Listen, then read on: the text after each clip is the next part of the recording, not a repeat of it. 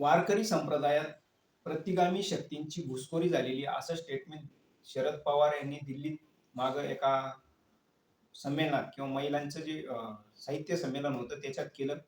आणि ह्या संमेलनानंतर मीडियात वेगवेगळ्या प्रकारच्या चर्चा झाल्या आणि जे शरद पवार यांचे विरोधक होते किंवा ज्यांना शरद पवार यांचं हे वक्तव्य पटलं नाही, मान्य झालं नाही, ही अशी लोक मीडिया समोर येऊन शरद पवार यांच्याबद्दल बोलायला लागले आणि त्यांनी शरद पवार यांच्यावर टीका केली.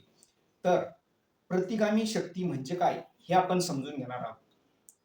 ह्या व्हिडिओचा उद्देशच मुळात हा आहे की प्रतिगामी आणि पुरोगामी म्हणजे काय.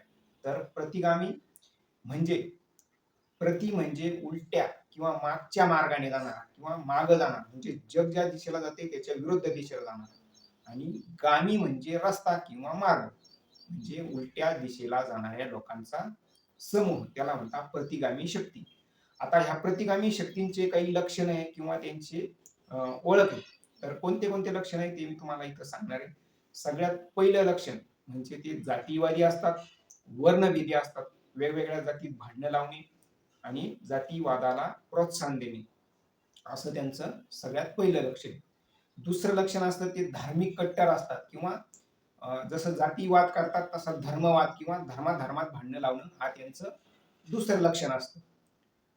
तिसरं लक्षण त्यांचं असतं स्त्री पुरुष असमानता मान, स्त्रियांना कमी दर्जा देणे किंवा त्यांचा अपमान करणे. जसं मनुस्मृतीत स्त्रियांचा अपमान किंवा स्त्रियांबद्दल उल्लेख केलेला आहे, त्यांच्याबद्दल माहिती दिलेली आहे. त्यांचं पुढचं लक्षण असतं, चौथं लक्षण येते अंधश्रद्धा. आता वारकरी संप्रदाय पूर्णपणे अंधश्रद्धा विरोधी आहे आणि प्रतिगामी शक्ती कशा असतात, त्यांचं लक्षण आहे चौथं, अंधश्रद्धाळू असतात. पुढचं लक्षण आहे प्रतिगामी शक्तींचं ते हुकुमशाही प्रवृत्तीनं राज्य किंवा व्यवस्था जी काही असेल ती चालवण्याचा प्रयत्न करतात. त्याच्यानंतर पुढचं लक्षण आहे यांचं, हे देशविरोधी असतात. तर आता ह्या प्रतिगामी शक्ती सगळ्याच देशांमध्ये असतात. भारतात असतात, तसे चीनमध्ये असतात, पाकिस्तानमध्ये असतात, युरोप, अमेरिका सगळीकडे असतात. तर यांचं लक्षण महत्वाचं कोणतं आहे, हे देशविरोधी असतात. आणि त्यांचं पुढचं आणि महत्वाचं म्हणजे सातवं लक्षण आहे ते धर्मविरोधी असतात. त्या त्या धर्मात ते लोक जे असतात किंवा धर्मातलेच कट्टर लोक असतात की ज्यांना आपला धर्म सोडून दुसऱ्याचा धर्म हा चुकीचा वाटत असतो आणि आपलाच धर्म श्रेष्ठ आहे असं त्यांची मानसिकता असते, किंवा ते स्वतःच अशा मनोवृत्तीतून धर्मविरोधी झालेले असतात. तर कोणाचे धर्मविरोधी, तर स्वतःच्याच धर्मविरोधी.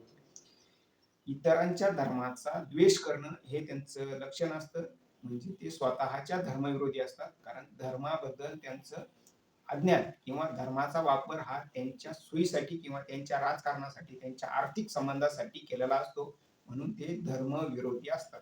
अशी प्रतिगामी शक्तींची लक्षणे. तर शरद पवार यांनी वक्तव्य केल्यानंतर कोणकोणते लोक शरद पवार यांच्यावर टीका करायला बाहेर आले, त्यांच्या एकूण वर्तनावरून किंवा त्यांचा एकूण जो इतिहास पाहिला तुम्ही, तर लक्षात येतं की मी जे वर आता प्रतिगामी शक्तींचे लक्षणं सांगितले ते ह्या लोकांना चपखलपणे लागू होतात, किंवा हे सगळेच गुण जे मी आता सांगितले, देशविरोधी, धर्मविरोधी, अंधश्रद्धाळू, त्याच्यानंतर जातीवादी, धर्मवादी असतात असे लोक, यांचे लक्षण तुम्हाला लगेच, हे लोक ज्यांनी शरद पवार यांच्यावर टीका केली ते लोकांचं लक्षण किंवा त्यांचा इतिहास बघितल्यानंतर लक्षात येतं की हे सगळे प्रतिगामी शक्ती आहेत आणि यांना वारकरी संप्रदाय संपवायचा किंवा त्याच्यात चुकीचे लोक घुसवायचे, त्याच्यातून आपलं राजकीय हित साधायचं किंवा राजकारणासाठी धर्माचा टूलकिट म्हणून वापर करायचा, अशा लोकांना प्रतिगामी शक्ती म्हणतात.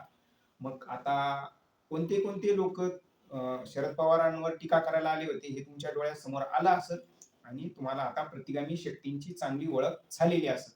धन्यवाद.